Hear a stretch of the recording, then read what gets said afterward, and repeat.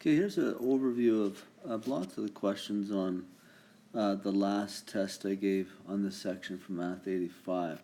In this first question, you needed to factor to get those things, and then common factors on the top cancel, so you're just left with that stuff. Next question, really the same thing.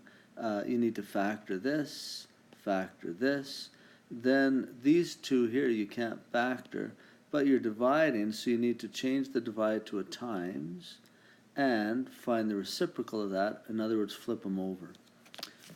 Okay, so I factored that top and the bottom, and then I looked for things that were the same that I could cancel, and I was left with those two there. Okay, do I have anything else, whoops, on this page? Oh yeah. In this one, I needed to add or subtract. To add or subtract fractions, you need to get a common denominator. So the common denominator turned out to be both of those. So I needed to change each term so that it had both denominators in it. I did that, and the first one doesn't have a y plus 6, so I needed to include that in the top. Second one didn't have a y minus 5, I needed to include that in the top. Now that I have a common denominator, I can write the whole thing over one denominator. And then what I did is I just FOILed out each of the terms, collected like terms, wound up with that. Okay, question number 4, it says to use synthetic division. So what you need to do here is you need to take the coefficients of each of the terms of the thing you're dividing into and write those down without the variables. Then you switch this sign and put it out front. Then what you're going to do is you bring down the 9, and then you multiply negative 6 by 9, that gives you negative 54. And then add these two.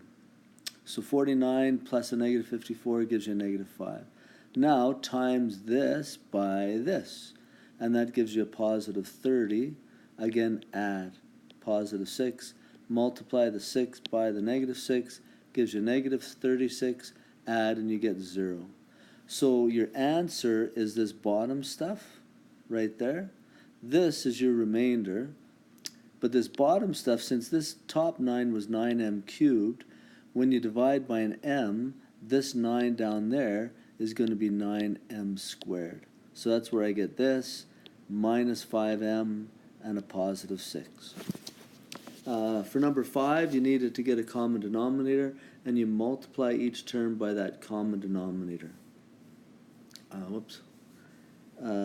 Number 6, same kind of thing. I needed to get a common denominator. First, with this one, you'll want to factor that bottom. So I factored it to this. And then I multiplied every term by that lowest common denominator. I canceled stuff out that I could. This whole thing on this side cancels, and then I come up with an equation, and I solve that. I'd need to use distributive property there and solve. Okay, question 7. This is the work principle. So T stands for the time that they do it together. A stands for how much one person does it. B would be the other person. Okay, so I plug in the 4 and the 7 for James and Frank. And then I need to get a common denominator. So I multiply every term by that common denominator and then solve that equation. Here's the question number 8 is the boat question. Let me move this up. Whoops. So the boat question, a boat moves at a rate of 20 in still water, 140. What's the speed of the current? So here's how I set it up initially, right here, so that the distance is 140. The rate going upstream would be 20 minus whatever the current is, and they say that they do it in the same time.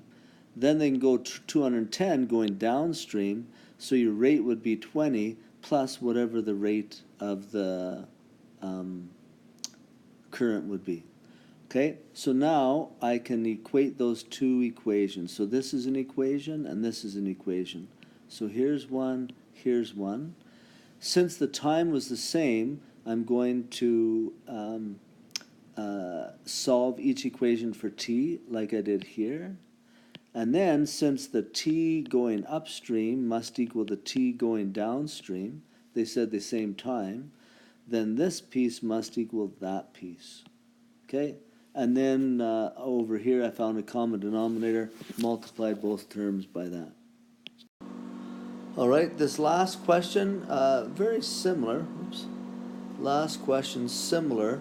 I needed to find a common denominator, which is AB. So I multiply each term, whoops. I multiply each term by that common denominator. So I come up with this once things have cancelled. So B plus A equals CAB. Then I need to get the B's together. So I need to subtract this over on this side, like I did here. Then I factor, since they both have a B, I factor a B out. And this is B times that. So to get rid of this, I divide both sides by CA minus 1. If you came up with this, that's fine too. Okay, I think that was most of the questions that you asked, but if you have any more, let me know.